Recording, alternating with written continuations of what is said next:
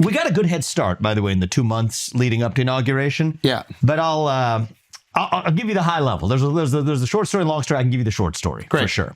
And the short stories, both are accurate, but the short story I can give you. The short story is it evolved from a focus on where I was focused, legal, constitutional issues, legislative issues of if you want to save a lot of money, you got to do it through legislation. If you want to look at the Supreme Court landscape for the last few years, it says a lot of these regulations are unconstitutional. That's where I had been focused. And, the way it's gotten started, and you could see this publicly as well, is much more of a technology and digital technology focus. Okay, so just slow down for a second. Yeah. So you were going to use the Constitution to remove legislation. Well, to remove regulations. Sorry, regulations. Yeah. So you're going to use legislation to remove regulations. And I've written about this for the last year, right? So can you give an example of that? Yeah, I can give a good example of that. So, not to get too academic too quickly, but basically, Congress is supposed to pass the laws, and the executive branch is supposed to enforce the laws. But it turns out that most of the laws that decide what you can and can't do in your life were actually never passed by Congress. They were passed by people who were never elected to their position. The managerial class. The bureaucrats in D.C. What's a law? Give me an example. Yeah, so they don't call laws, they call them rules, but they have the effect of laws. Right. Let's say the amount of fees that fishermen have to pay to the government to have a license to be able to fish in a particular area. Let's say it is the registration requirement before a bank or an asset manager is allowed to do business.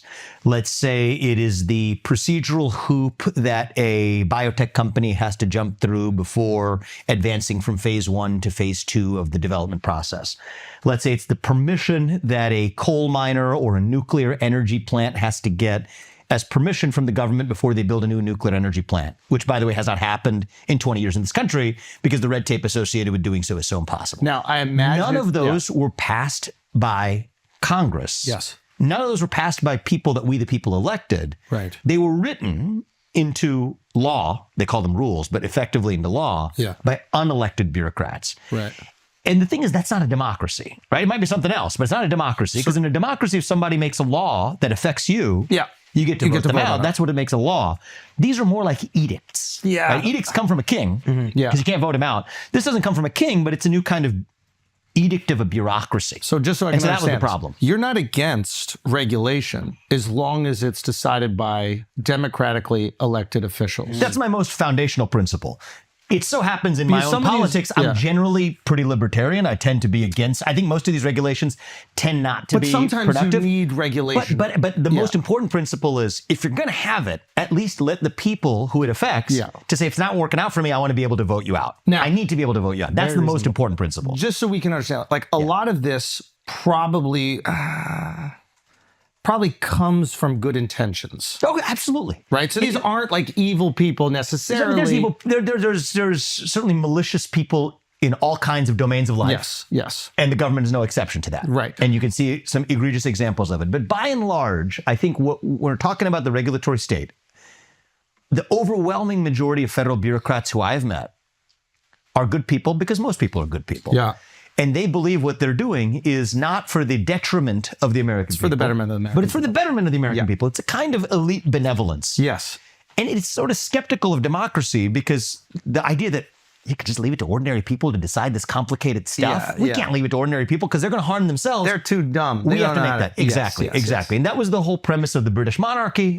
It's kind of the whole premise of the modern federal bureaucracy. But I get that. I think it's nice to not paint all these people who are creating this, what do you call it? Creating bureaucracy, red tape, regulation, exactly. As nefarious. Because that's I think not the case. By and large, most human beings are not nefarious. And a lot of times it's reactionary. Like I think most human beings are good people. Yeah, there was good intentions. There was like a fire in New York, I'm pretty sure. And I think one of the rooms was created in like an apartment building.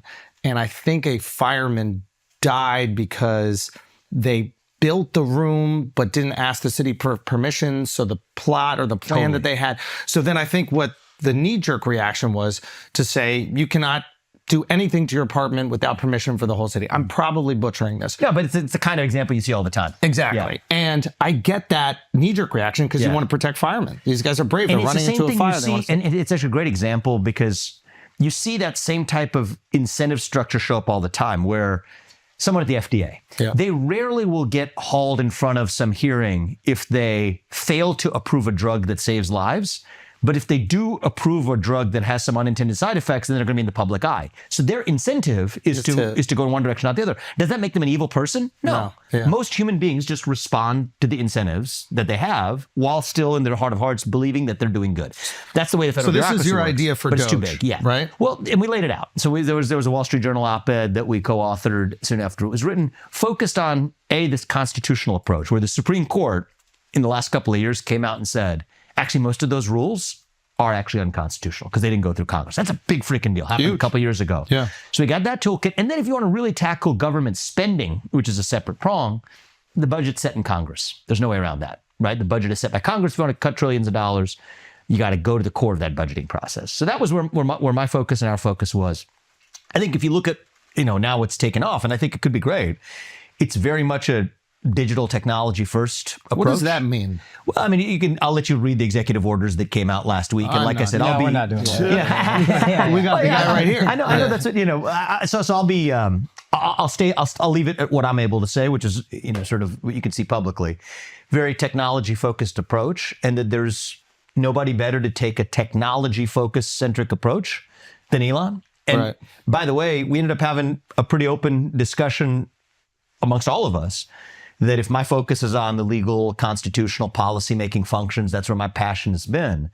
The right way for me to realize my own vision is through elected office. And But by not, the way, not the governor of Ohio or anything. all of those except that one position. Yeah. Announcement will be coming of some kind in the next couple of weeks. Got it. But I will say that even some of the regulations you brought up, right? The fireman example. Yeah. Most of those regs aren't just federal regulations. In fact, most of them that affect people at everyday lives are also at the level of the state. Right. And, I think short of being a president, when you think about driving executive action to improve people's lives, I think a governor's seat is probably the single best way to actually do it. Correct me if I'm wrong. And so that's where I land. Correct me if I'm wrong. Wouldn't you and Elon coming in as DOGE, isn't that the same as unelected bureaucrats coming in to make a bunch of rules? So I think it's a super fair question. I've fielded that over the couple of months. The question is, it's one thing if you are undoing the actions of people who have actually affirmatively made rules versus making new rules of your own. So you're not going to make any rules. You're just taking away rules. I think. Well, I think if you're rolling back rules and actually cutting bureaucratic overgrowth, it's one thing to come in and say you're going to hire 1 million federal bureaucrats without any authorization from Congress to do it. It's another to say there are 4 million, many of whom were hired without that authorization. We need to scale that headcount back. It's another thing to say all these regulations showed up with Congress never authorizing them. It's another to say they're illicit unless they go through Congress, right? So that was the premise. It's a one-way ratchet. If there's been a federal government overgrowth and a lot of that was never authorized by the democratic process, then it's one thing to say, okay, then all of that, in order to comply with the Constitution, has to be rolled back. You can't make it without authorization. But how would you apply all of these new tech? You said Elon's trying to do like tech-driven rules. Yeah, so I'm gonna let. Wouldn't that be new rules? Well, so I shared with you my outlook was in what brought me to the project, and I'm super rooting for success and hopeful for success for what's going to come from a technology-driven approach. But that's we had a different philosophy and approach and emphasis.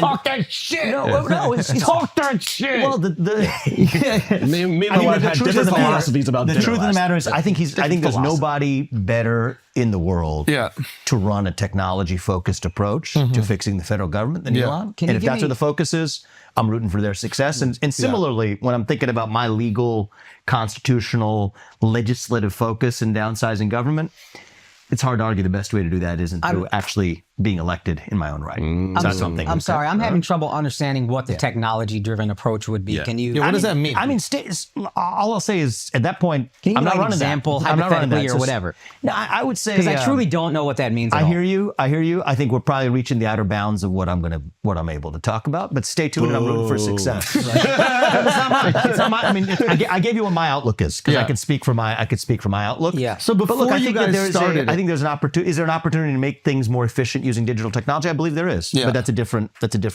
But before you guys direction. started it, did you have this conversation about what your outlooks were for this program? We co-wrote a Wall Street Journal op-ed that's Yeah. out there that laid out a vision that's pretty consistent. And then with did something what I've laid out. change? Well, I think it's a, first of all. Did you see him it's saluting in the office? It's and people, I can't believe people lost their minds over that. It was, No, it looks nothing like a. What a salute. People What are a so, simple hey, gesture, people are guys. so crazy, aren't they? People are so dumb for seeing that and thinking it was I would something never- else. What what I fucking will say is- retards we got, right? Your words, man. Your words. I think that there was a evolution in any new project, right? Yeah. This is something like this has never been done. I'll give you one example. Right? Yeah.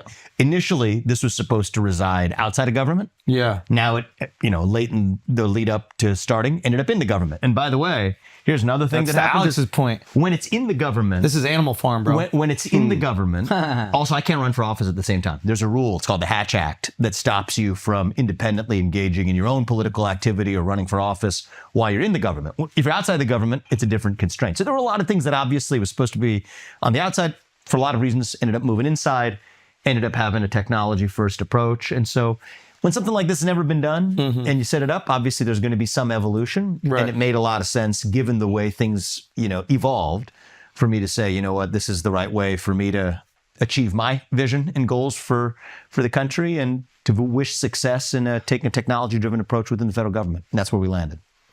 I think that seems like you guys had a, what is it called? Amicable breakup? Is that? We're super friendly on a personal level. Yeah. It's just sometimes a different It was a outlook mutual in the- decision, isn't Yeah, it? very much so. Okay, so you and him aren't beefing, but you just had Not on different a personal ideas level. for the Yeah, program. you got a bunch of people with I imagine these different opinionated visions too. Yeah. of how to achieve similar goals. Yeah. You find different ways to achieve those goals. Did you have a And so- combo where you're like, yo, I think we should actually go this direction?